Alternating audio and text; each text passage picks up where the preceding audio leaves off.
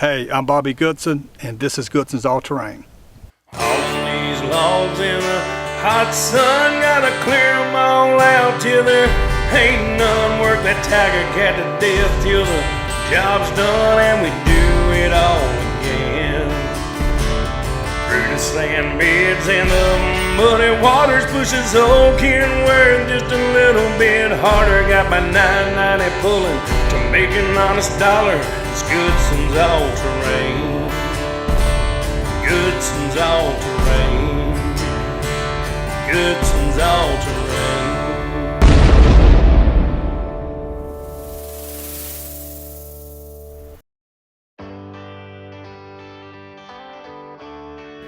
There's not a lot of downtime in the life of a swamp logger. Nobody knows that better than the crew of Goodson's All Terrain. When we last left Bobby and his crew, they were finishing up on the southern end of the old Corbett track. They now have moved over to another section of the same track.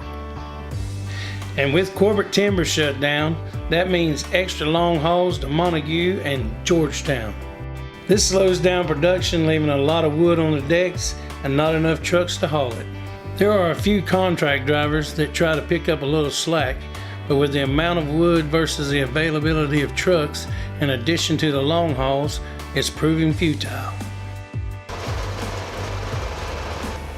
We catch up with Justin and Durley as they finish up greasing the shovel grapple. We're over here on the Corbett track, which is right down the road from the terminal track. S1E2 finally found the beaver dams and got them knocked out. The water's dropped a lot now. It's a lot easier to work out there. So we're getting the wood out easier. The problem is now trucks, trying to get enough trucks to haul it. All our hauls are long hauls.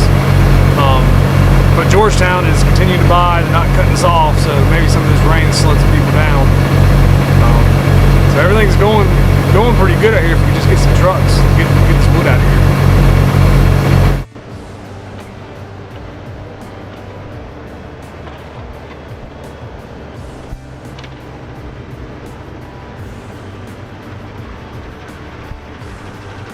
We also catch up with Terrell, who was MIA on the last episode. What's going on out there? I know I've been missing MIA for a while. I don't think I caught the last video, but I'm out here getting loaded right now. Yeah, like always, it's been kind of tough out here. They moved us down a little bit further down into some logs over here. And hell, once they moved us to these down, look how many logs we got stacked up. Us in the logs, and once they moved us in the logs, the mill that we take the logs to, they decided they wanted to shut down for probably 2 weeks to fix the parking lot, which it needed to be fixed because it was coming apart as we were driving on it, and it was just tearing. It was just old asphalt, and it was just tearing all the trucks, the heavy trucks were tearing the asphalt up, so they had to get it fixed. And they moved us over here so we could haul over to them, and now they're not taking it. So now we got all these logs stacked up and really nowhere to take them.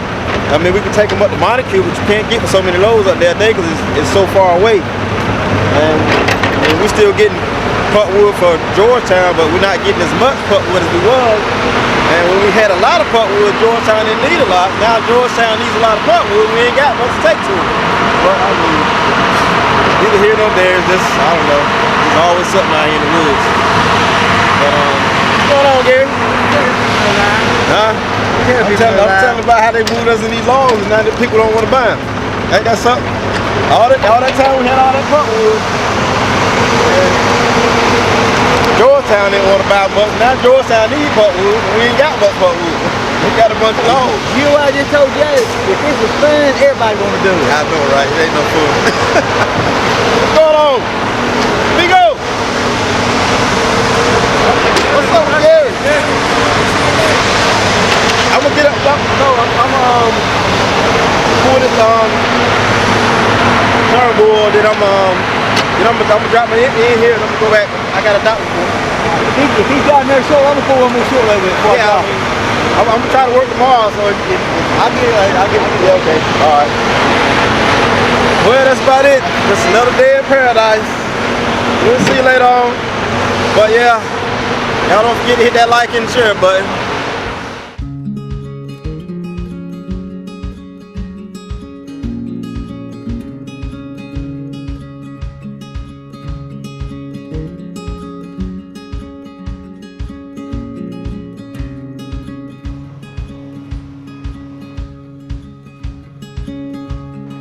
Right here recently, the old Army truck broke down.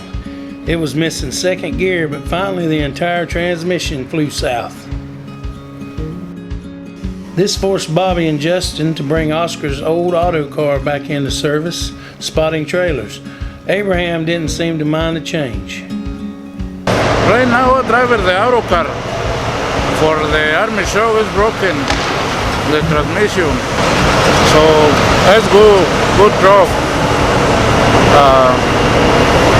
Oscar driver for a long time, and me driver right now. This got a power is working 4x4, and I like it for the airbags, for sparking trailers, pull up and low, and that's good auto car.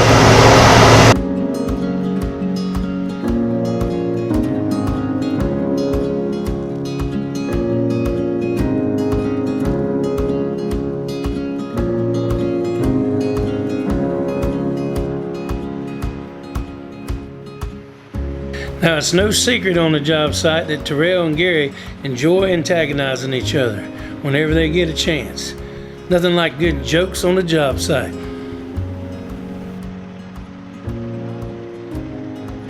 Today, Gary was complaining to Terrell about the tread on his trailer tires, and Terrell was only too happy to conduct an inspection.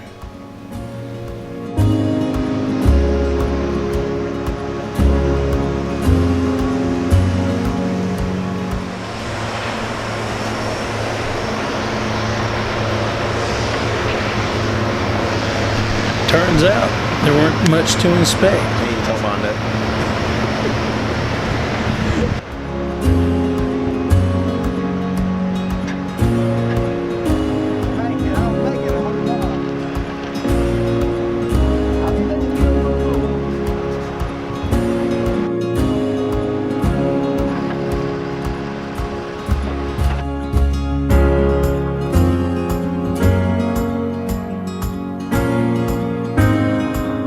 Well, guys, it's here again.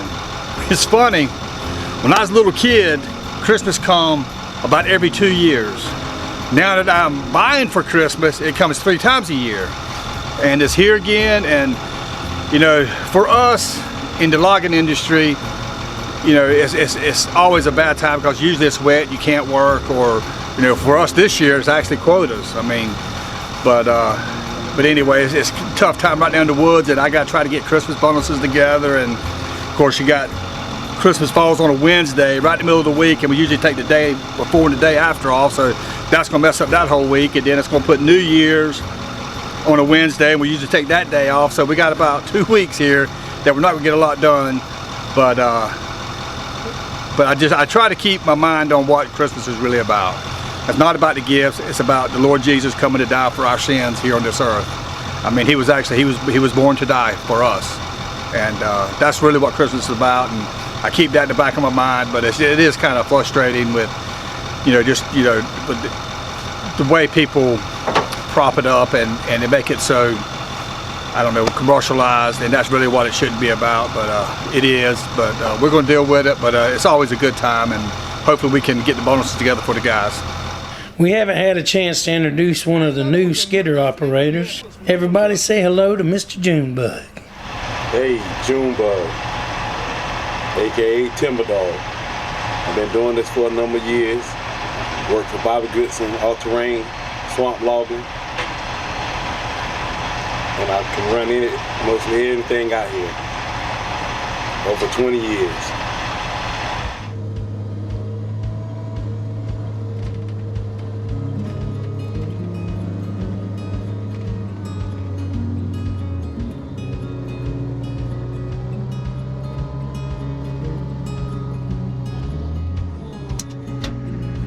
As we made our way deep into the swamp, we ended up getting flagged down by Justin, only to find the cameraman sitting all cramped in the skidder. I can't even get a ride back down to the daggone tractor now.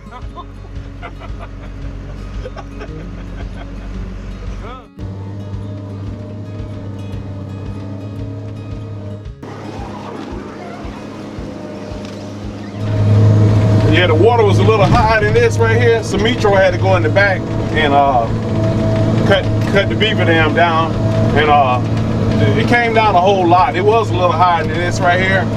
Like I said, it was like a little up to the stumps, and so it drained down a whole lot better. Yeah. But we still was able to get the wood out.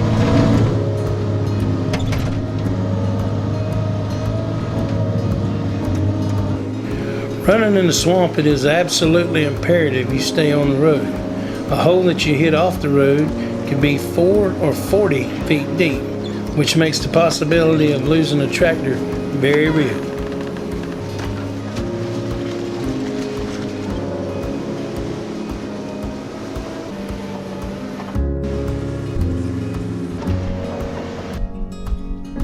Well, everybody knows that this time of the year it's hard to get a whole lot done, and I actually had a company to call me that wanted a right-of-way cut. It's actually for a small town not far from here. They got these new drain fields they setting up now where they're actually spraying the waste and pine plantations and stuff. Well, the guy asked me if we could cut some right-of-way, so I got S1E2 to go ahead and get some wood ahead so we can jump over there for a few days and cut these little paths through the woods so they can go out there and do whatever they do over there. Well, you know it, I mean, Newton's Law got us again. He was coming out, told the guy we'd be there at a certain time. S1E2 was walking out of the woods to get ready to move to the new site there, and had a leak on the tractor. And matter of fact, the buzzer went off. He gets down and looks, don't see no oil coming out nowhere. Put some oil in it, starts again, and the old buzzer goes off again. And what happens down in the walking motors of those track machines, because we're in the mud all the time, it'll seal up all the cracks.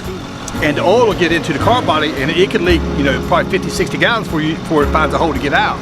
And that's kind of what happened. I don't know how much oil was in there, but he finally found the leak, and just the O-ring was blowed. So he changed the O-ring, tightened it up, and the bolt breaks off in the motor. So what should have took 15, 20 minutes to fix, ended up taking a day to fix. We had to take Justin had to take the whole motor off, and had to take an easy out and get the broke bolt out. So it put us about a day and a half behind getting to the other site.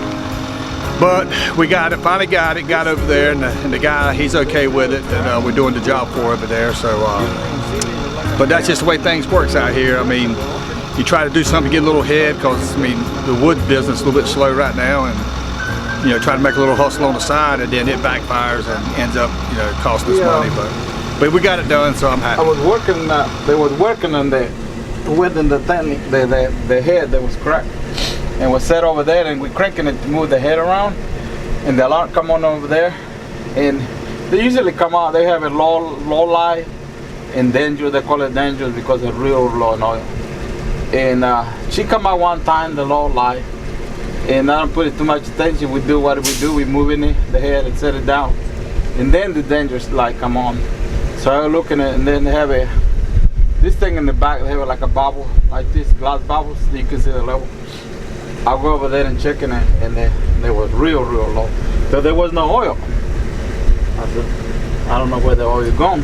So I put the tube back to the oil, and then I move it about probably 50 foot, and the light come on all again. And I said, so I stopped, and I got out, and then when I see the study coming oil over there in the back, what it is, because we're working in the clay over there, the clay packing the little holes where the oil is supposed to come out. So oil not come out at all over here. All the oil backing out and go all the way over there. And that's when I started seeing it come out. They usually come out right in the bottom. So this thing was full of oil and water and everything. When I opened it, they just pull all the water and oil and stuff out of there. That's how I didn't find the leak that was over here. And then when you work in the water like this, it's very hard to find this kind of leak because all this is in the water. So the only thing you gotta go is by the alarms you have inside in the tractor. And same time the alarms they fall because the sensor go bad. See, the sensor go bad, they don't let you know there's something wrong with it. And it's pretty bad because you can burn on all the hydraulic motors. Oh, a North Carolina morning.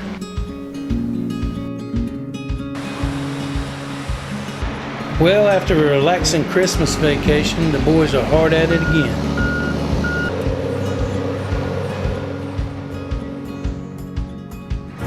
Today we are riding along with Daniel carrying a load to Turnbull. Daniel stops to speak to David Robinson. He works for Corbett and has been Bobby's boss man for over 20 years.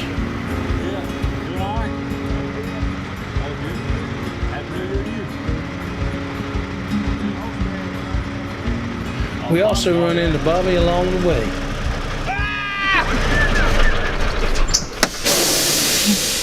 Y'all going to Turnbull? Yes, sir. Oh my goodness, you have a good New Year? Yes, sir. How you? At probably 12:05 I was in the bed. We didn't have no fireworks this year, but we had these little, somebody got Brittany like these Chinese things are like made out of paper and you light underneath it and they'll fill up with hot air and float away. Oh, dang. We sent about 3 or 4 of them off and one of them caught a downdraft and landed on top of my brother's house like they set his house on fire, so we hurried up and put that out and I went to bed. But it was good. I went to bed about 11, woke up at 12:11. Did you? Happy New Year. I'm going back to sleep. Yes, sir. Truck coming out. Truck coming out. Almost in no parking zone.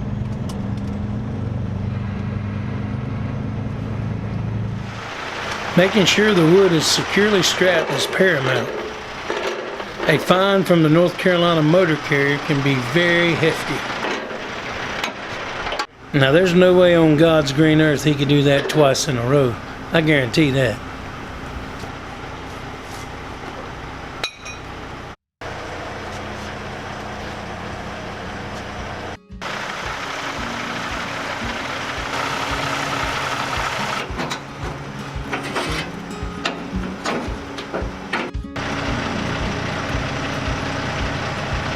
The drive to Turnbull was pretty uneventful. When we finally do arrive, we get the okay to clear the truck while it's offloaded. Then we are off again. Each truck coming in has to weigh in, and each truck must weigh out to determine how much wood was actually delivered, minus the truck's weight. We down here at Turnbull Lumber Company. This is a place where we haul most of our logs to. And these are the ladies here in the office that make this thing happen so we can get our job done and get on back to the woods, bring another load.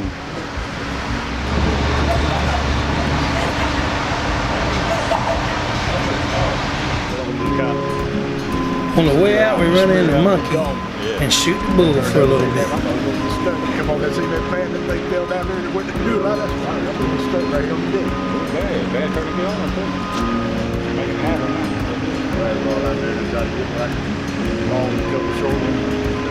It made about 2:30. Everybody in there was perfect. Like this. And then see where in there? I'll go together and have to cut the wood off in the fence. They won't be taking the wood. 2 truck coming in. Hold on. Y'all playing to sleep later. You can come on around. When I get by your naughty trailer. Oh, the comedy that comes out of that CB radio. Play the sleeper later. Okay, let's try again. Alright, get it. Got the cameraman and Mr. Daniel. Ready? Yeah. Alright. Hope everybody had a Merry Christmas and a Happy New Year. Maybe soon we'll be able to get a walkthrough on the Turnbull mill. Y'all just keep watching for that and we'll see what happens.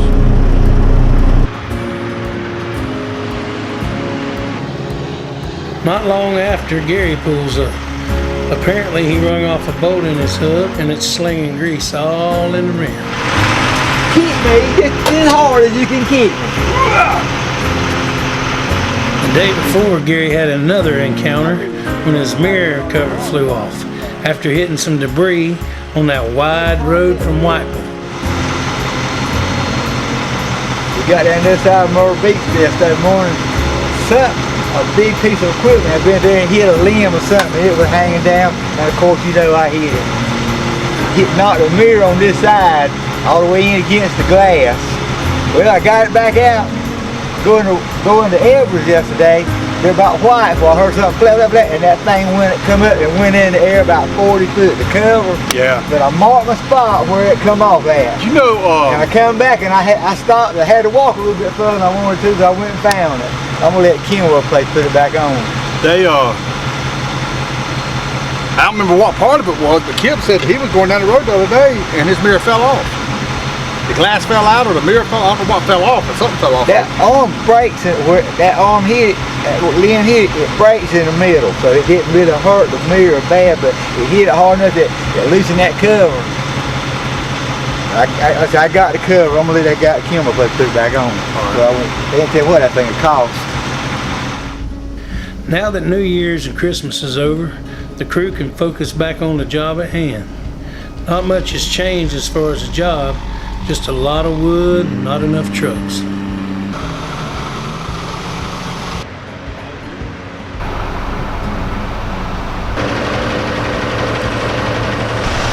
Alright, yeah, we finishing up after Christmas. Trying to get, I guess, bring the new year in and get this wood out of here. Other than that, everything's going pretty good. Barn is in the shop at this moment, getting a service. About 100,000 miles on it. That's about it. So I can tell everything's going good as far as my truck, and everything else is moving fine. Good morning, fans. It's 12:31, New Year's Eve. It's cold out here. Been to Georgetown already, and I'm getting ready now to go to Laurinburg, which is over here.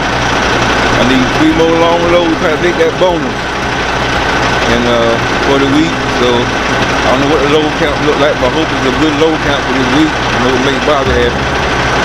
Update on my house. I've been there a month, nothing make one payment. So I gotta hit the books, get this truck rolling, make them payments, and be safe out there on the road. And I hope everybody have a happy new year and a good year coming up for everybody that can hope. And we'll see you then. Peace out.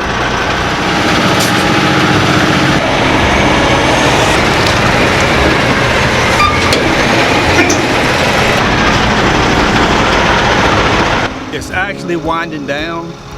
I think Smitro, he'll probably finish cutting it in the next 3 or 4 days. Matter of fact, I talked to David earlier today, and you know, I hate beavers. I mean, I ain't never hid the fact that I hate beavers, but they kind of helped me this time. Y'all know we've been fighting the beaver dams out here. I mean, there's been like 13 of them in Buckle Creek, and they're all out in the woods. It's really been a pain, but there's actually 2 big tracts of timber that is in the same area we're working at right now, and the beavers got in there and they started stressing the trees out, and the landowners finally decided that, you know, it's take a chance on the trees dying and not being able to get them out.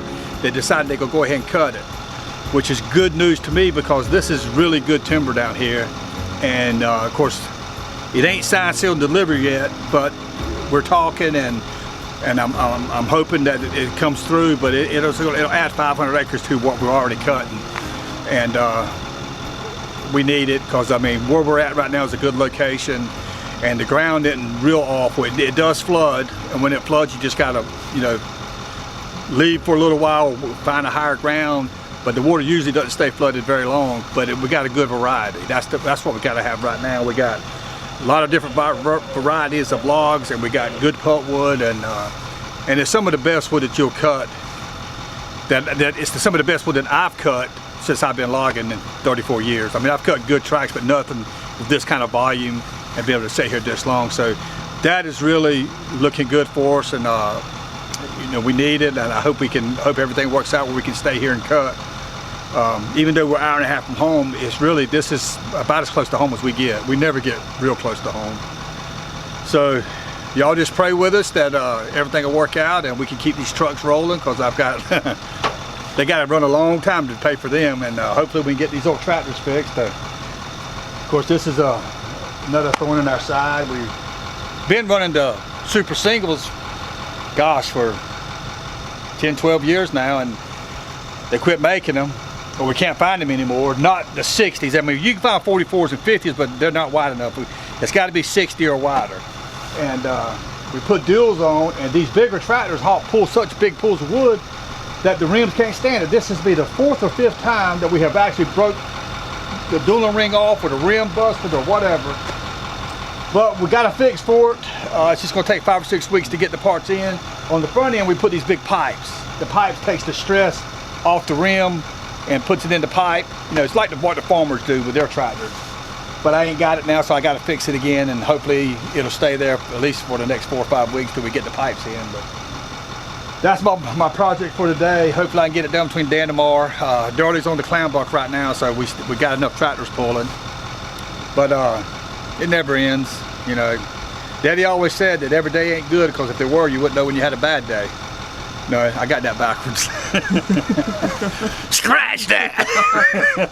But you know, you gotta have a bad day so you know when you can recognize a good day. And I'm not complaining, it gives me something to do, because I mean, if I ain't got something to work on, there ain't nothing to do out here right now, really. But anyway, y'all keep watching, and maybe we'll get that big track. Y'all pray for us.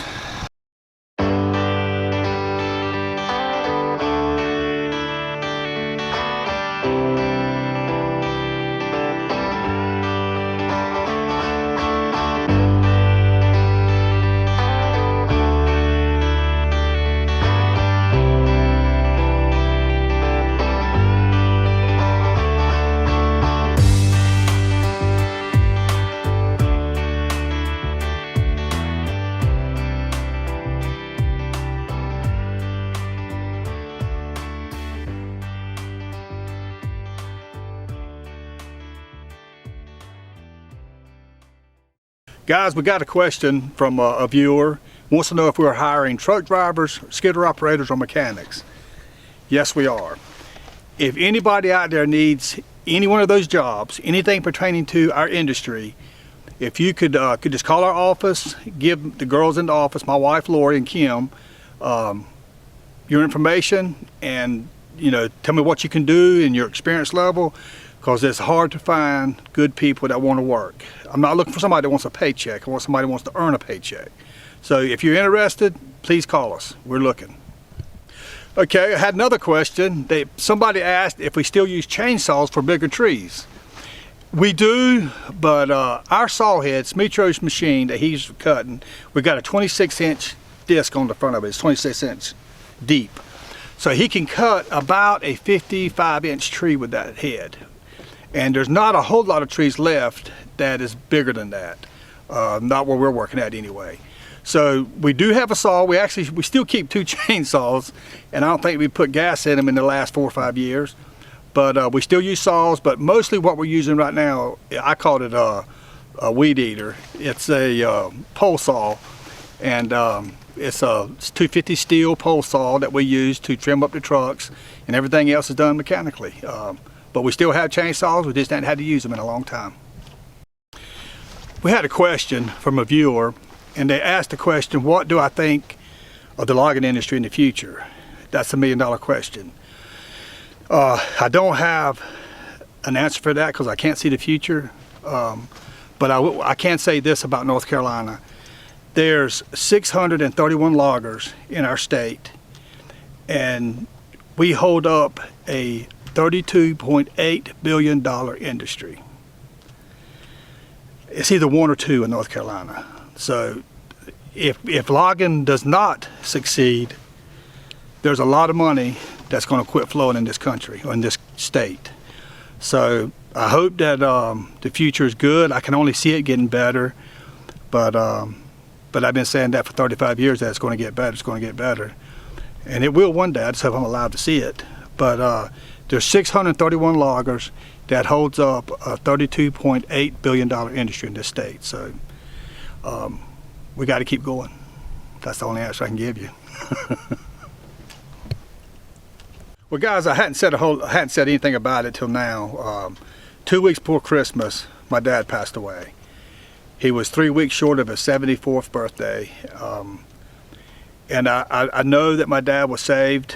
It's an interesting story that the preacher where Daddy was going to church at the last 2 years of his life, the preacher's wife, early on in their marriage to the preacher, they run through some financial difficulties. Actually, they was just engaged, and they were struggling. He lost his job. She got a job working at a parts house. It was actually a Tidewater equipment company, and this story came out as we was preparing the funeral preparations for my dad, and the lady had told us a story about a logger used to come through and leave money on her desk for food because she didn't have any money. She was eating like ramen noodles or some kind of soup every day. And but as we was sitting at my stepmom Connie's house, and we was putting out the pictures of Dad when he was younger, the preacher's wife said, "That's the man that used to leave the money on my desk when we didn't have any," you know. But she never knew his name, and of course time takes a toll on people, and she didn't recognize Dad when he started going to their church. So it was like a full circle type thing, and it was a real blessing for especially me and my brother Mike to hear it, and Ashley to hear about that, because you know, when Dad was younger, he was a little rough around the edges. He was hard-nosed, but God has a way of tendering your heart when you get older, and that's what happened to Dad. And talking with the preacher and his Sunday school teacher, that Dad was ready to meet the Lord, and that's what gives me comfort now, knowing that one day I'll get to see him again, because he was my hero. You know, he taught me what I know, and I want to see him again, and I want to see him in a whatever kind of body God's going to give us. I know it's not going to be any pain, because my dad went through a lot of pain the last 10 years of his life with arthritis and strokes, and he just has terrible falls, but I'll get to see him again, and it's going to be happier times. Y'all pray for us.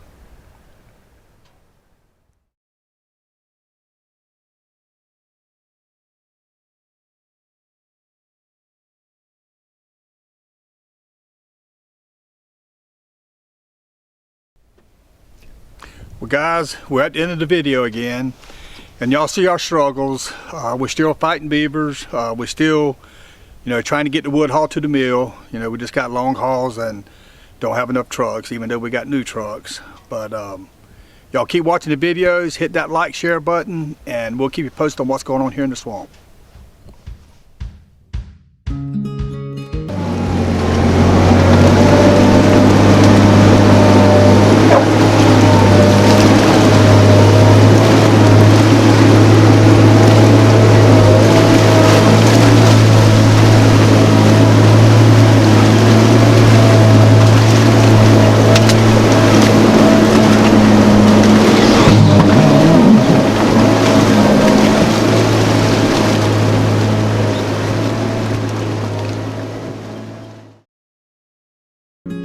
Don't forget, folks, hit the like and subscribe button for Goodson's All Terrain.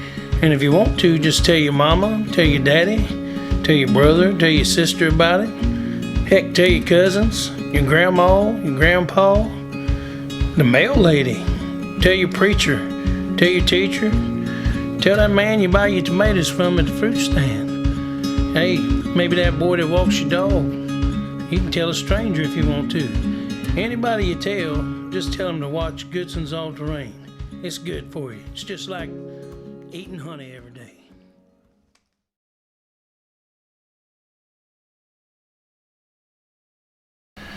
Goodson's All Terrain is a Real Stories Entertainment production.